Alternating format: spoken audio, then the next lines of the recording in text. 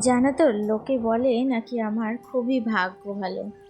তবে আমার ভাগ্যটা আমি মনে করি একদিনে ভালো হয়নি। আমার ভাগ্যটা ভালো নিজেকেও অনেকটা তৈরি করতে হয়েছে। আমার বিয়ে হওয়া 7 বছর হলো।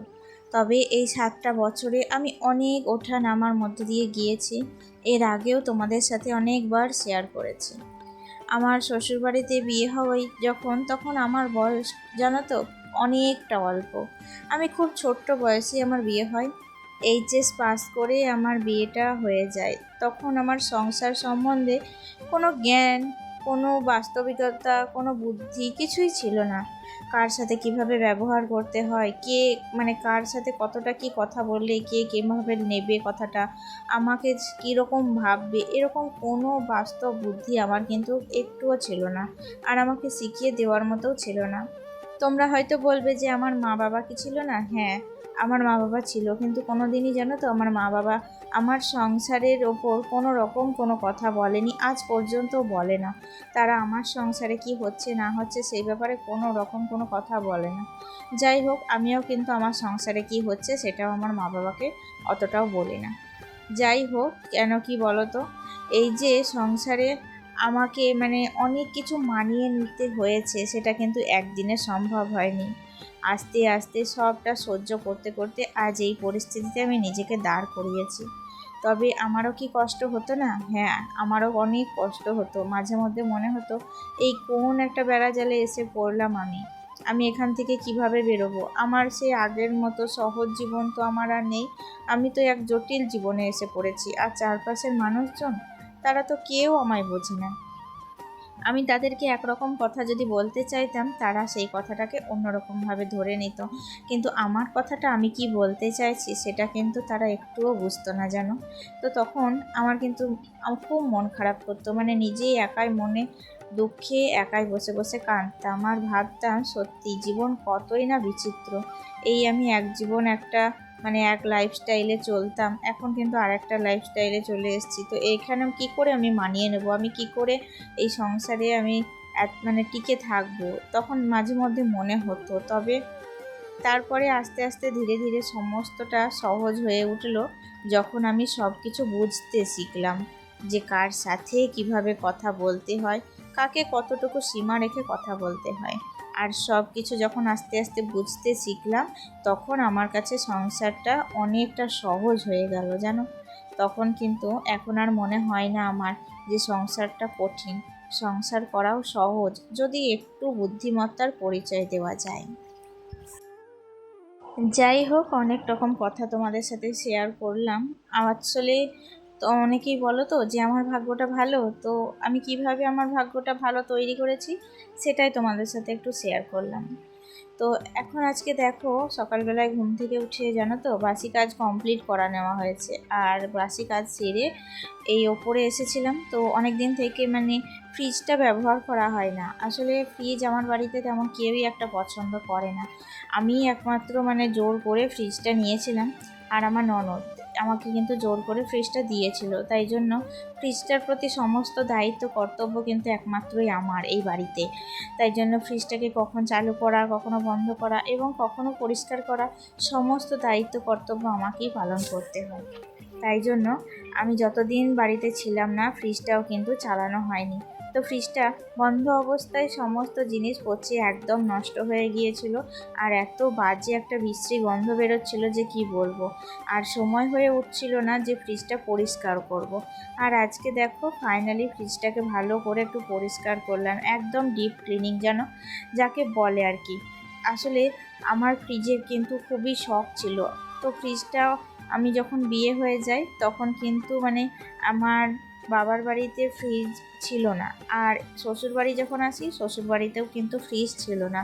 তবে বিয়ে হয়ে যাওয়ার পর বাবার বাড়িতেও ফ্রিজ কেনা হয়। আর শ্বশুরবাড়িতে এই যে বললাম, রিসেন্টলি কয়েকটা মাস হলো কেবল ফ্রিজটা আমার ননদ আমাকে দিয়েছে। তো আমার খুবই একটা শখের জিনিস, তো জিনিসটার প্রতি প্রচণ্ড যত্নশীল আমি। সব সময় আমি জিনিসটার প্রতি যত্ন করি। আর জানো তো আমার ছেলেরও কিন্তু খুব শখ ছিল একটা ফ্রিজ নেওয়া। তো ওর আবদারেই বিশেষ করে ওর পিসিমণি এই ফ্রিজটা ওকে গিফট করেছে। তাই জন্য দেখো আজকে কিন্তু একদম ফুলফিলভাবে ভালো করে একটু ডিপ ক্লিনিং করে নিলাম। এবার সমস্ত জিনিসপত্র যা আছে টুকিটাকি সেগুলোই ফ্রিজে রাখবো। আসলে ফ্রিজে রাখার মতো বিরাট মানে প্রতিদিন কিছু হাইফাই জিনিস তো আমাদের মধ্যবিত্ত সংসারে থাকে না। ওই দুটো একটা সবজি কি দুটো একটা জলের বোতল এইরকমই আর কি। তারপরে একদম নিচে এসে ঠাকুর ঘরে আর্নিকটা সেরে নিয়েছি আর সকালের পুজোটাও কমপ্লিট করে নিলাম।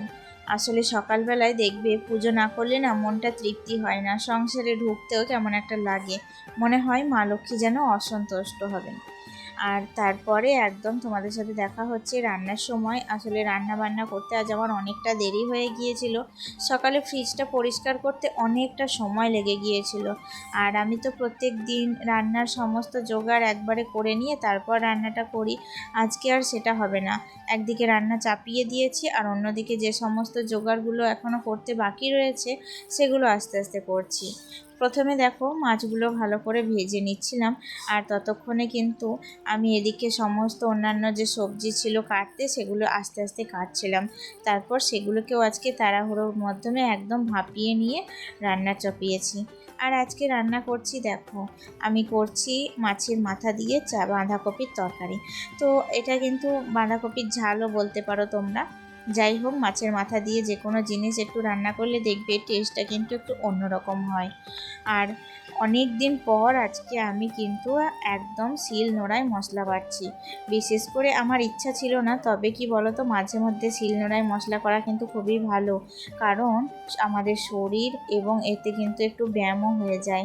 আসলে কারেন্ট ছিল না, বেকায়দায় পড়ে তবেই কিন্তু আমি মশলাটা করলাম, নয়তো আমি আজকেও কিন্তু মশলাটা করতাম না।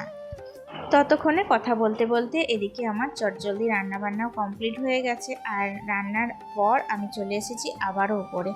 আসলে সকালবেলাতেই এনেছিল অনেকগুলো সবজি, তো ফ্রিজটা তো আমার অপরিষ্কার অবস্থায় ছিল, তখন আর কোনো সবজিগুলোই আমি ভরতে পারিনি। আর হাতে সময়ও ছিল না, যেহেতু রান্না বান্না করতে হতো, অনেক কাজ পেন্ডিং ছিল।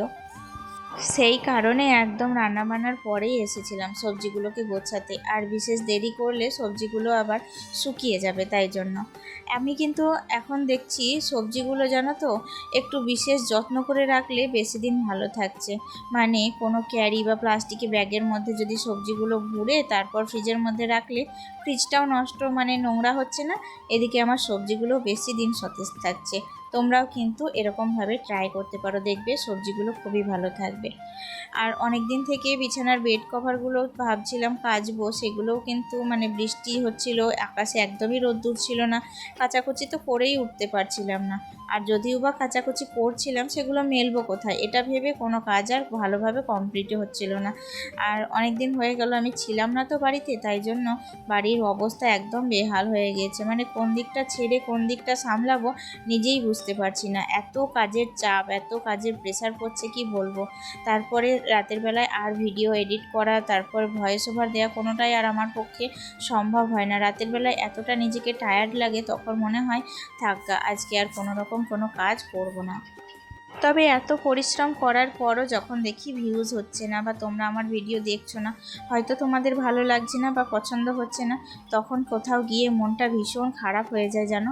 মনে হয় আমার দ্বারা বোধহয় আর হবে না, আর আমি আর ভিডিও করবও না, এটাই মনে হয়। তো এই ভেবেই আমি কিন্তু দুদিন ভিডিও দিইনি, একদমই ভালো লাগছিল না ভিডিও দিতে।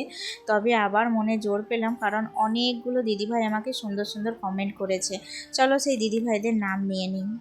হোম স্টাইল ফার্স্ট ফ্লেভার থেকে এক দিদিভাই, মুক্তা দিদিভাই, ডালিয়া দিদিভাই, সোমা দিদিভাই এবং সব থেকে বেশি বড় একটা কমেন্ট করেছেন, তিনি হচ্ছেন সুস্মিতা দিদিভাই।